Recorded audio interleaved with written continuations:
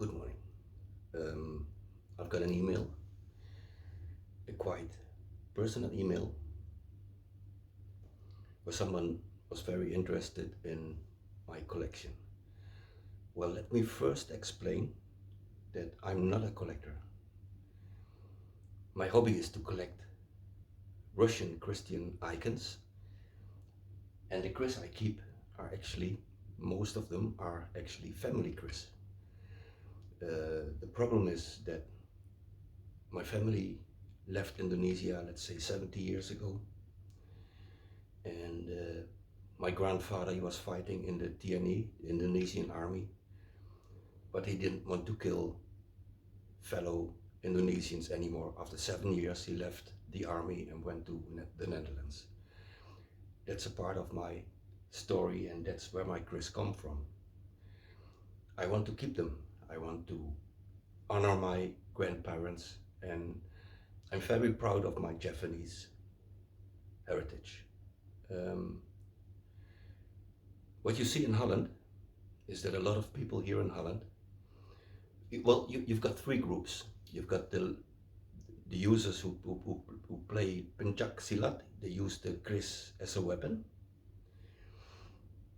Then you've got the collectors. They've got the most beautiful Kris, and for a collector, it's just like a car. A collector of nice car, they want to have a Porsche, 50 years old, let's say 5,000 kilometers, almost not used. That's interesting for a collector. With Kris, it's the same. What they want is the perfect Kris from museum quality, almost not used, and let's say new, looking new, going back in time for years and years. Well, I don't have that Kris. These Kris are being used. I mean, if I go with my car to a collector of cars, they will laugh at me. That's not interesting for them.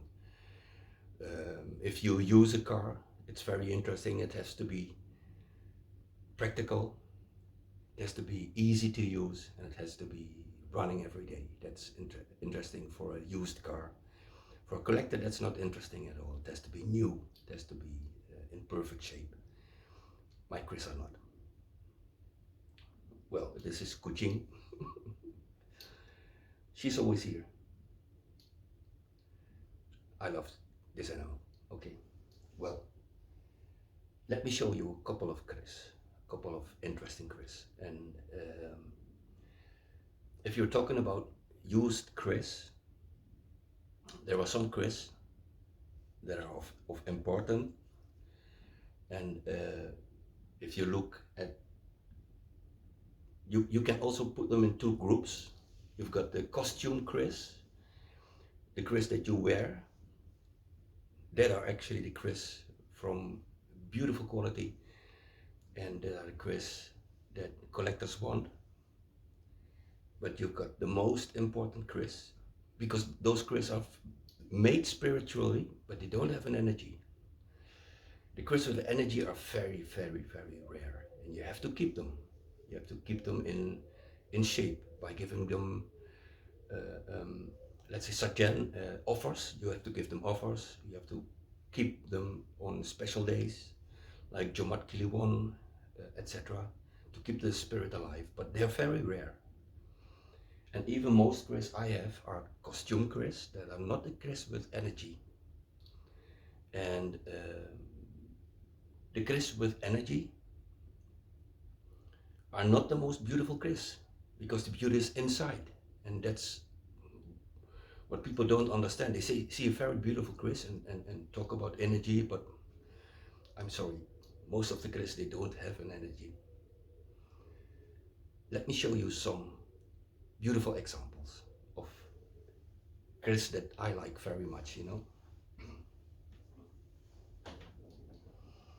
Well, if you look at the Kris and you see beautiful pendok, you see beautiful, the sheet, you know, the silver sheet of gold, then that are the Kris that are usually used to carry with a costume. And this is a quite simple example of it. Nice pendop, beautiful handcrafted, beautiful Keris to see. If you wear it with you, you will impress people with this Keris. And again, it's not the collector's Keris. This is a used Keris, and it's coming from East Java. And well, if I show you the blade, it's not the most beautiful blade, but it has nice pamor on it.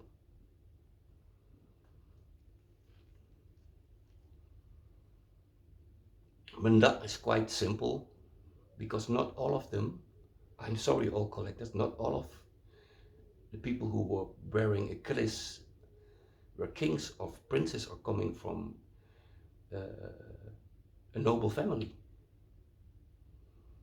In the old days, there were 4 castes and most people were wearing a Keris. And he had a certain status, you know, you can see on the Keris, and especially also the grip, you can see that he has some kind of status, but it's not the Keris that you use the much. Well, come here, Kucing. Come, Kucing. Come here, Kucing. Yeah, that's a cat. If a cat gives you love, they want to have all your attention. Well, let me give you a very, very good example of the Keris I like very much. And this Keris will never be understood by a collector. Never, never, ever. Because it doesn't have all the signs, all the beauty, all the craftsmanship on the outside of the Keris. But this Keris has a beauty inside. It is an old dress. The sarong is old. But it's not the first dress, and you can see it on the grip. The grip has all the signs of the Muslim era, but the Keris is actually Majapahit. Come, Kucing. That's a cat. Let me show you the Keris. This is what we call an old Majapahit blade.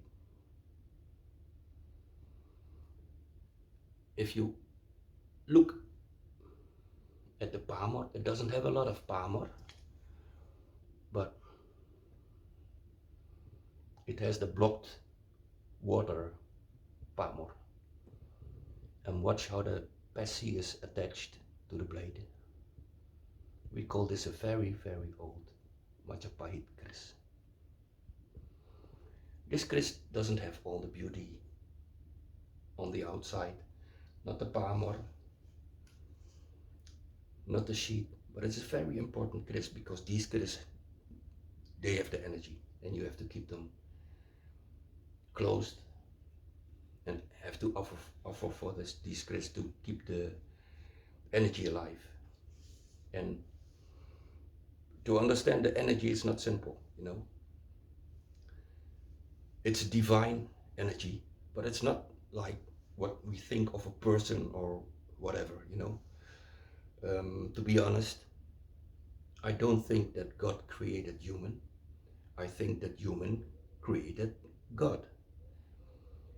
But there is an energy, and it's getting light in 1 hour, and tomorrow it's getting light on the same hour.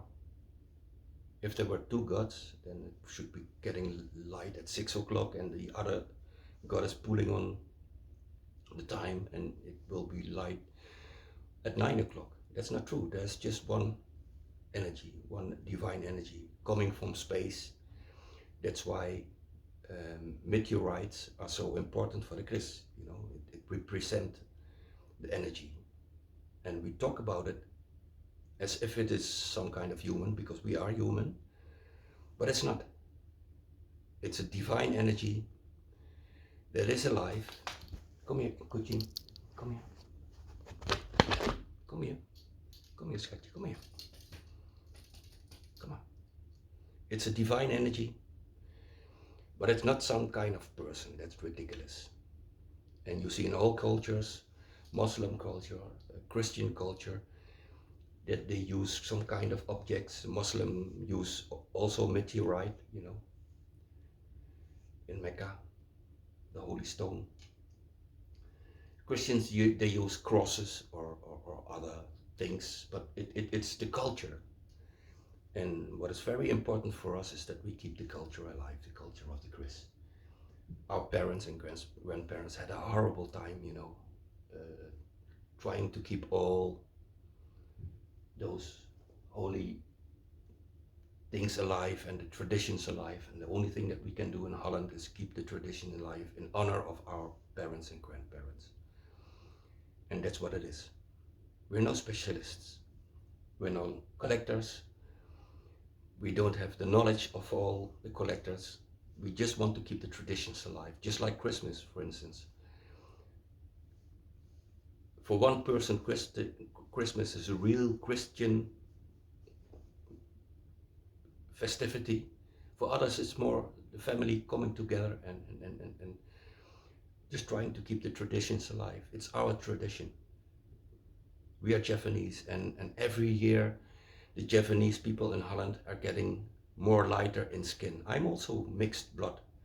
For instance, the grandfather of my mother, he came from Germany and went to Indonesia in the 30s, just before the Nazis came into Germany. So he went to Indonesia, married an East Javanese grandmother, my grandmother Isa. Well, she was great, man. She was great. She was a Madurese woman. She wasn't afraid of the devil, I can tell you. And that's it. It's a family thing. And it's so important for us to keep it all alive. And now she wants some love. That's all about the Keris Pusaka here in Holland.